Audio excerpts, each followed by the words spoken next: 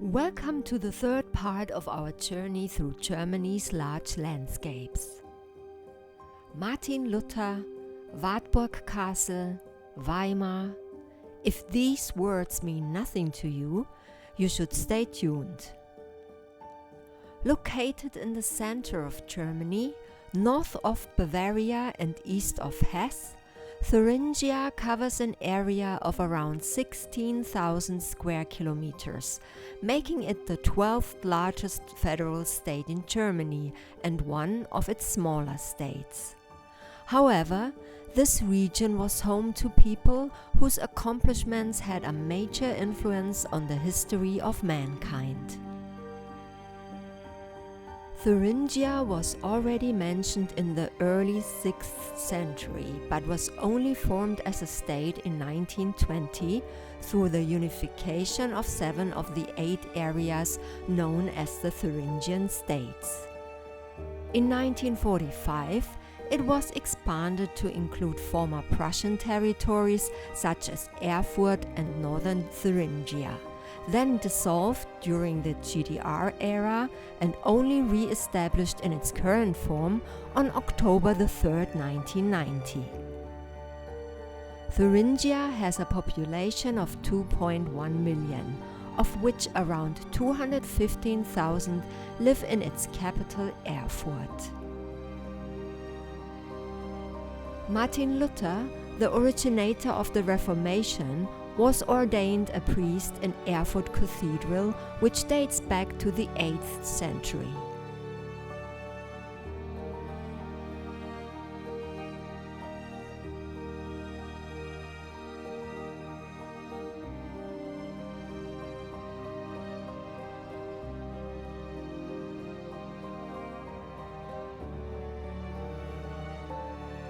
His 95 theses, which he published in Wittenberg on the 31st of October 1517, and which severely criticized the Catholic Church's sale of indulgences, led to a split in the Catholic Church and the formation of several new Christian denominations, including the Lutherans, Reformed, and Anabaptists.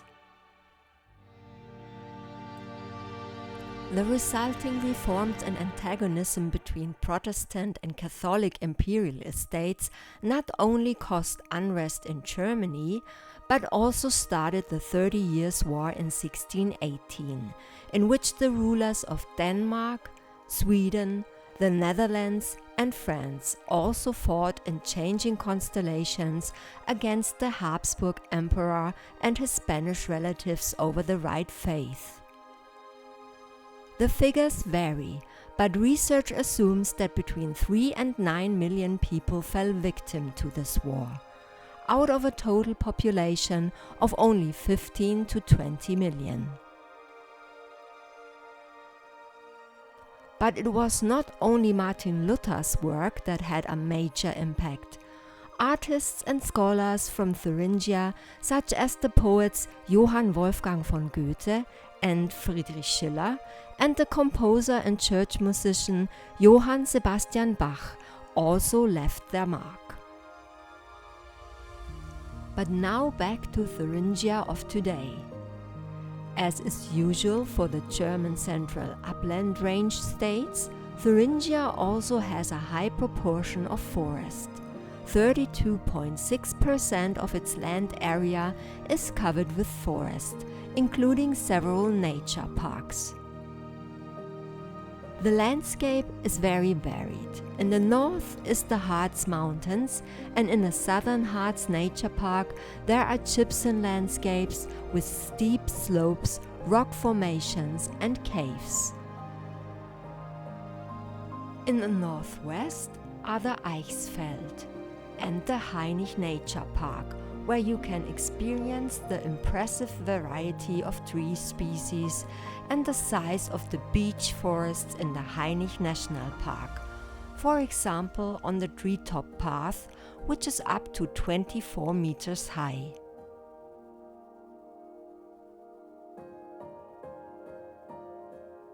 The Eichsfeld-Hainich-Werratal Nature Park is home to the largest Jew forests in Germany, as well as extended floodplain meadows and steep limestone cliffs.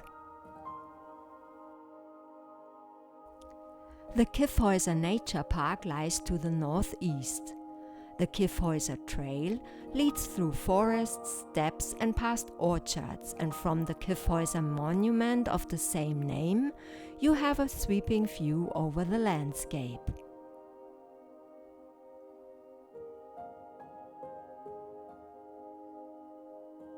In the center of Thuringia follows the very formidable Thuringian Basin, which is one of the oldest cultural landscapes in Germany, and where the first villages were founded as early as 704. To the south of the Thuringian Basin begins the hilly foothills of the Thuringian Forest, then the Thuringian Forest itself, which is the largest mountain range in the state with the highest mountain, the 983-meter-high Beerberg. The UNESCO Thuringian Forest Biosphere Reserve is the oldest forest biosphere reserve in Germany. Here, the Rennsteig, Germany's oldest long-distance hiking trail, leads through deeply carved valleys across flowering mountain meadows to clear streams and small moors. To the east, the Thuringian Forest, with its extensive spruce forests, flowering mountain meadows, and hidden natural caves, merges seamlessly into the Thuringian Slate Mountains, and to the southeast, on the border with Bavaria, into the Franconian Forest.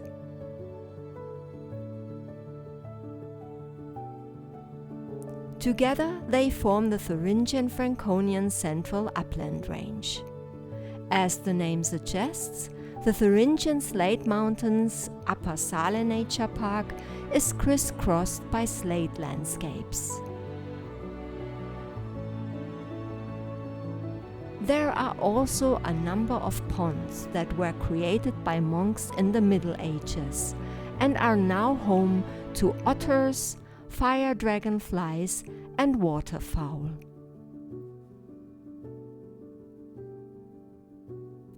Whether from the water, along the Saale loops, or on foot, this nature park offers wonderful insights into the flora and fauna of the German Central Upland Ranges. The Saale Valley runs to the east, with the Holzland region to the north and the Vogtland region to the south, while the UNESCO Rhön Biosphere Reserve lies to the southwest, offering wonderful views across wide meadows and green pastures. This state has a total of 8 national parks, home to deer, stags, wild boar, mouflons, foxes, wildcats, lynx, and rare bird species such as the black grouse, black stork, and corncrake. In addition to the beautiful countryside, Thuringians also enjoy beautiful cities such as Erfurt,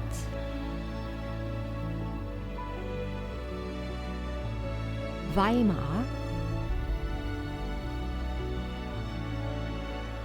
Jena, and Mühlhausen.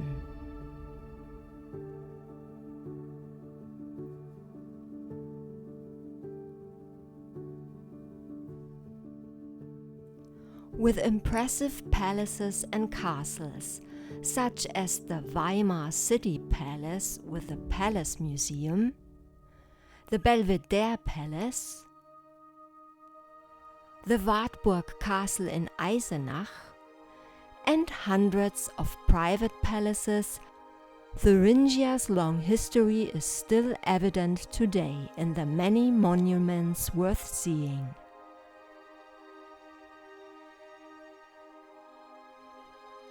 And one of the state's culinary specialties, the Thuringian Rostbratwurst sausage, or roulades in the regional style, are also well known and popular outside Thuringia.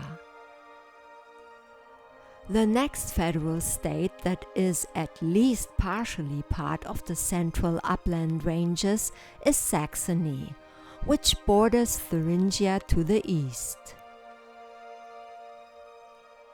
At around 18,000 square kilometers, of which 26.8% are covered with forest, it is the 10th largest federal state with a population of around 4 million, of which 570,000 live in the capital Dresden.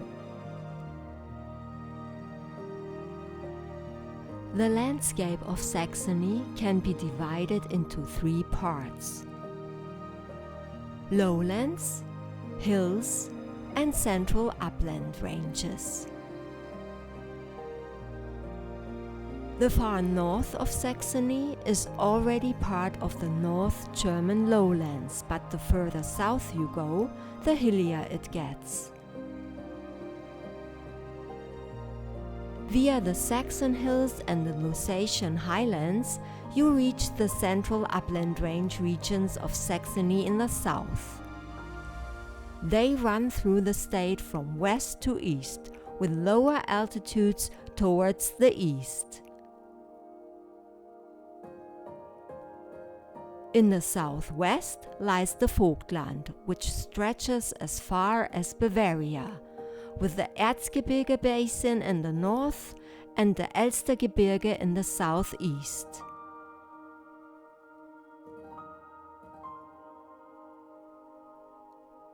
The highest mountain in Saxony is the 1,215-meter-high Fichtelberg.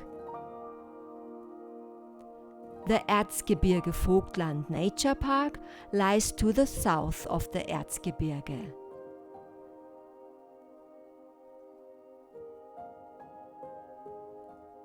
The Elbe breaks through the central upland range to the east of the Erzgebirge and formed the Elbe Sandstone Mountains.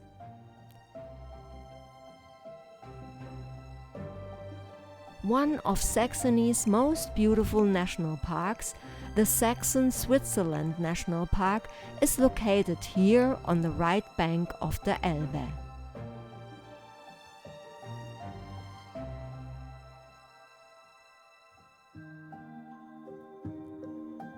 In the extreme southeast, the Lusatian Highlands merge into the Lusatian Mountains, which extend far into the Czech Republic. Incidentally, the federal state known today as Saxony does not take its name from the much older tribal Duchy of Saxony, a people in northern Germany who were referred to in antiquity and late antiquity by the Latin term Saxones. Rather, the country's name only passed to the inhabitants of present-day Saxony through various dynastic shifts, although it was already colonized by people from Bohemia around 5500 BC. For a long time, Saxony was also under the influence of Thuringian rulers and later occupied by Prussians. Founded as a free state in the autumn of 1918, Saxony lost its political powers and, like the other states under the administration of the GDR, was only reformed as the Free State of Saxony after German reunification on 3rd of October 1990.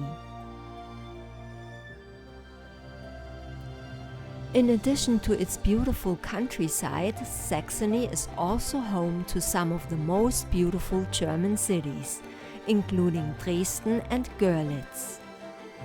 Dresden, with its breathtaking architecture like the Dresdner Frauenkirche, the Dresdner Zwinger, the Residenzschloss, or the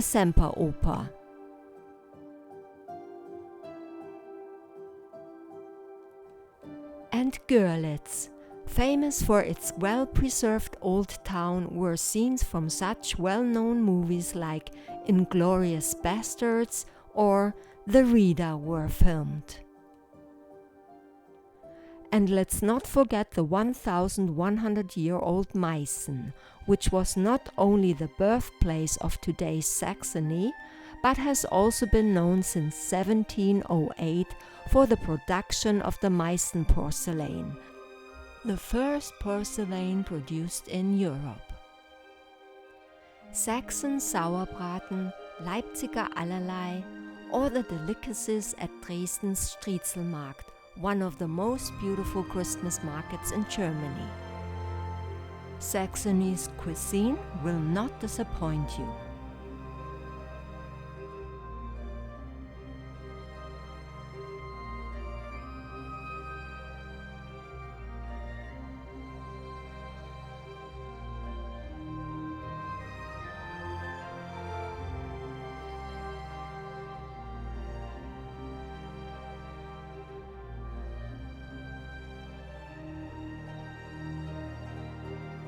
Thank you for watching. We hope you enjoyed our journey and we wish you a wonderful time. See you next time.